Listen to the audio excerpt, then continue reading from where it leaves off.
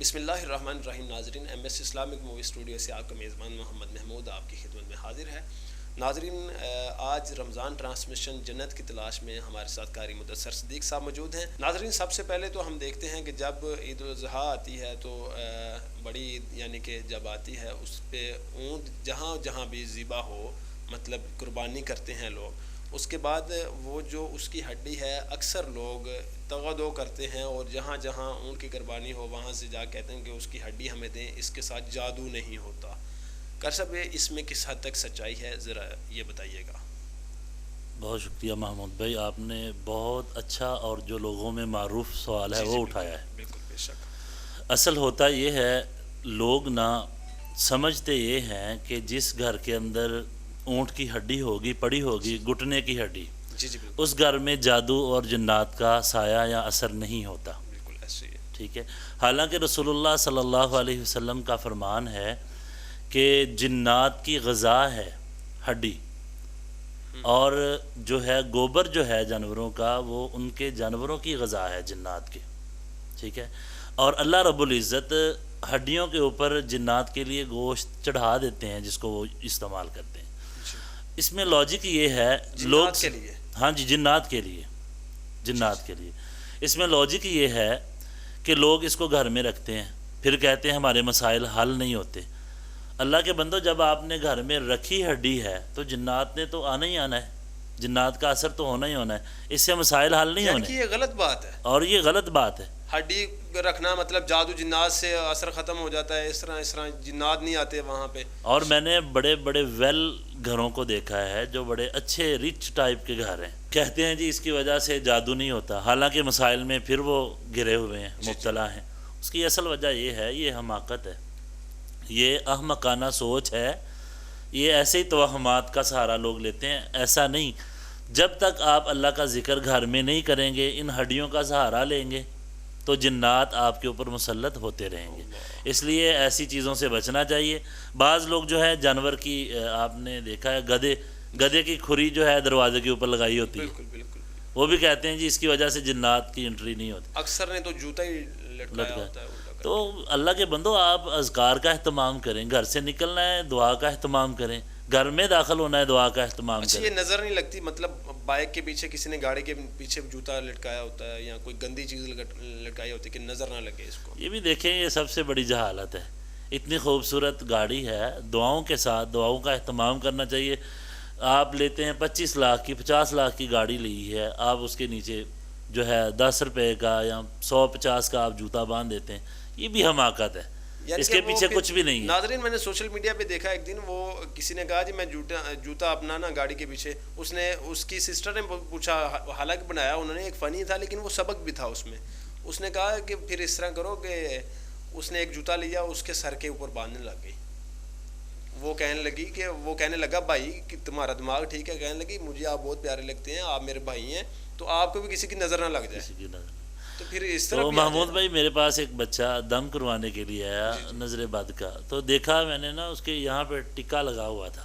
اچھا. تو میں نے پوچھا حافظ صاحب اس کو نظر نہ لگ جائے، یہ اسی لیے ہے.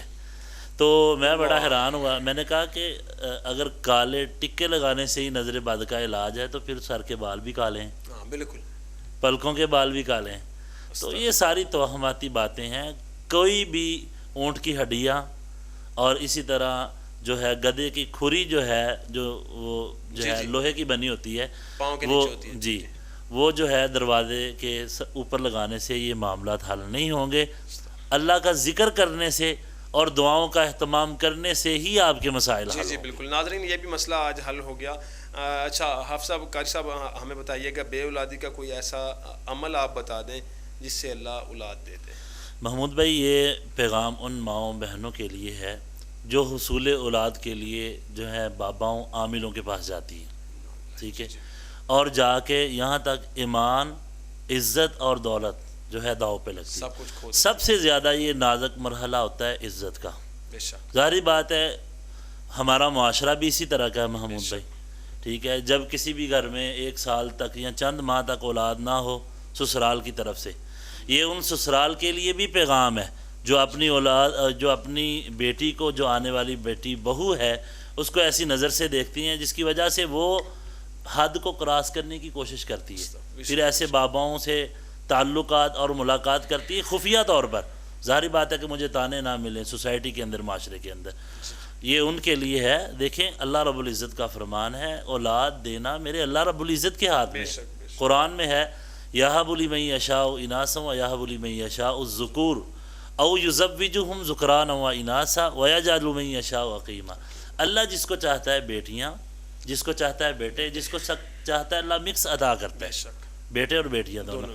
اور اللہ جس کو چاہتا ہے عقیم، یعنی مینز اللہ بانچ رکھتے ہیں، اولاد نہیں ہوتی. یہ تو اللہ کے اختیار میں ہے، اللہ کی چاہت ہے. ہم کون ہوتے ہیں کسی کے اوپر بلیم کرنے والے کہ آپ جو ہے آپ کے تو اولاد نہیں ہو رہی، آپ کے یہ نہیں ہو رہا.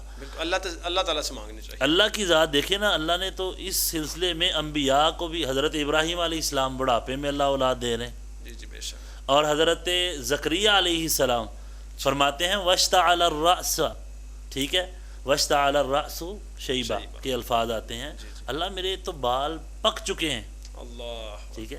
تو اللہ نے اس عمر میں دی، تو اس لیے اس میں جلد بازی نہیں کرنی چاہیے. عمل بتا دیں. جی اس میں آپ کو عمل بتاؤں گا. حضرت ابراہیم علیہ السلام علیہ وہی ہے رب هب لی من الصالحین. سبحان اللہ. یہ عمل 33 بار اگر ہر نماز کے بعد پڑھے، اللہ سے خلوص کے ساتھ بندہ دعا کرے، اللہ کی رحمت سے اللہ صاحب اولاد بنا دیتے ہیں. اور یہ عمل میں نے کئی لوگوں کو یہی عمل دیا ہے، نماز کے بعد 33 بار اس کا اہتمام کریں، اللہ کی ذات صاحب اولاد ضرور من الصالحین.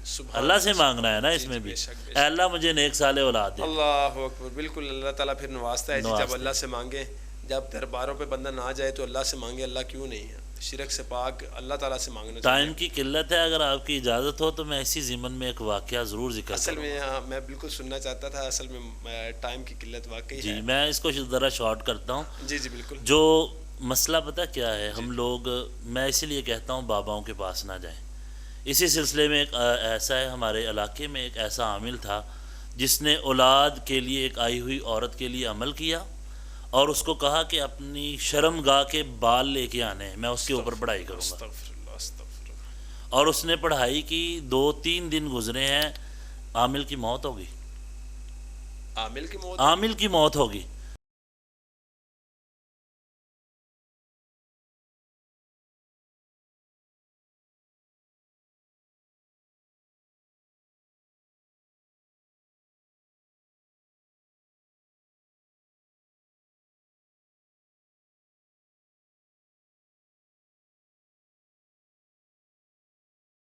میں اپنی ماؤں، بہنوں، بیٹیوں سے یہ مؤدبانہ ریکویسٹ کرتا ہوں، خدا را ایسے عاملوں کے پاس نہ جائیں جو اپنا تو اپنا بیڑا غرق، دوسروں کا بھی بیڑا غرق کرتے ہیں. ایمان عزت بھی جو ہے داؤ پہ لگتی ہے. عزتوں پہ داغ لگ جاتے ہیں. جی بالکل. قاری صاحب سے ہم پوچھتے ہیں کہ ایسا عمل بڑے سے بڑا، کوئی ایسا عمل ہو جائے مطلب کہ جس سے بڑا جن خود ہی ذلیل ہو جائے. جی محمود بھائی، بعض لوگ اکثر اعتراض کرتے ہیں گھروں کے اندر کھڑکیوں کا کھٹکنا، دروازوں کا کھٹکنا، جی جی پانی اور خون کے چھٹے آنا، اس طرح کے بھی معاملات لوگوں کے اندر دیکھے گئے. میں کہتا ہوں یہ عمل کر لیں، الحمدللہ جن ذلیل و خوار ہو کے گھر سے بھاگ جائے گا. سب سے پہلی چیز اس میں سورۃ البقرہ کا اہتمام کریں. گھر کے اندر مختلف افراد آپس کے اندر ڈیوائیڈ کر لیں، تقسیم کر کے اس کو پڑھ لیں، ٹھیک ہے. اور یہ اتنا زبردست عمل ہے، رسول اللہ صلی اللہ علیہ وسلم نے فرمایا جس گھر میں سورۃ البقرہ پڑھی جاتی ہے شیطان اس گھر سے بھاگ جاتا ہے. اور دوسرے نمبر پہ جس گھر میں یہ شیطانیاں یا شرارتیں ہوتی ہیں نا، فیلنگز ہوتی ہیں گھر کے اندر، جیسے کوئی ہے، اس کو چاہیے چاروں کارنر کی طرف منہ کر کے اذان کا لازمی اہتمام کریں اور اس عمل کو جاری رکھیں، کیونکہ اذان پڑھنے سے شیطان جو ہے ہوا خارج کرتا ہوا کئی میل تک. کتنے دن اس کو کم از کم جو ہے 11 دن تک روزانہ بلا ناغہ یہ عمل لازمی کریں.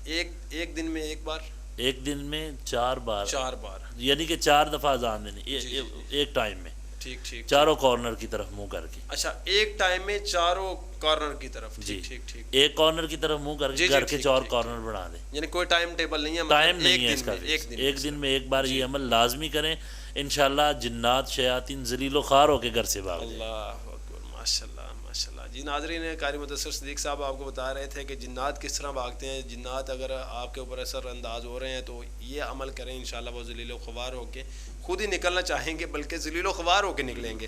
اور کیا اونٹ کی ہڈی سے کس حد تک ہمیں فائدہ ہوتا ہے یہ بھی انہوں نے بتایا. بے اولاد کو اولاد کیسے ملتی ہے یہ بھی انہوں نے عمل بتایا. 3 سوال تھے آج ہمارے اور بالکل قاری مدثر صدیق صاحب ہمیں بتا رہے تھے. ناظرین آپ دیکھ رہے تھے رمضان ٹرانسمیشن جنت کی تلاش. مزید اس طرح کی ویڈیو کے لیے ہمارے چینل سبسکرائب کریں. السلام علیکم.